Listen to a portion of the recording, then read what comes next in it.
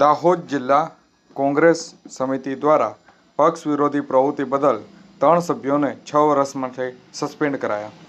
આ તારીખ 7/6/2026 રવિવારના રોજ બપોરે 1 કલાક સુધીમાં મળતી માહિતી અનુસાર તાજેતરમાં યોજાયેલ સ્થાનિક સ્વરાજની ચૂંટણીમાં તાલુકા પંચાયતોમાં ભારતીય રાષ્ટ્રીય કોંગ્રેસ પક્ષના મેન્ડેટ પર ચૂંટાયેલા ઉમેદવારોમાંથી 3 જેટલા ઉમેદવારો, જેમાં ફતેપુરા તાલુકા પંચાયતના 2 અને દાહોદ તાલુકા પંચાયતના 1 એમ કુલ મળી 3 સભ્યો, જેઓ કે તારીખ 25/5/2026ના રોજ યોજાયેલા તાલુકા પંચાયતના પ્રમુખ અને ઉપપ્રમુખની ચૂંટણી દરમિયાન ગેરહાજર રહી પક્ષ વિરોધી પ્રવૃત્તિ કરી છે. તેમના આ વર્તનથી પક્ષની પ્રતિષ્ઠાને નુકસાન પહોંચ્યું છે, તેમજ પક્ષના હોદ્દેદારો, કાર્યકર્તા અને સમર્થકોની લાગણીને ઠેસ પહોંચી હતી. આ કૃત્ય ગંભીર શિસ્તભંગ અને પક્ષ વિરોધી પ્રવૃત્તિ ગણવામાં આવી હતી અને આથી ગુજરાત પ્રદેશ કોંગ્રેસ સમિતિના પ્રમુખ અમિત ચાવડાની સૂચના મુજબ ફતેપુરાના વર્ષાબેન ધર્મેન્દ્રકુમાર ચારપોટ, કરોડિયા પૂર્વ અને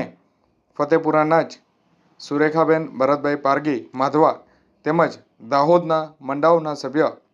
સંજયભાઈ જીત્રાભાઈ મોહનિયા, જેઓને તેમના પદ પરથી, પ્રાથમિક સભ્યપદથી અને તમામ જવાબદારીઓમાંથી આગામી 6 વર્ષ માટે સસ્પેન્ડ કરવામાં આવ્યા છે.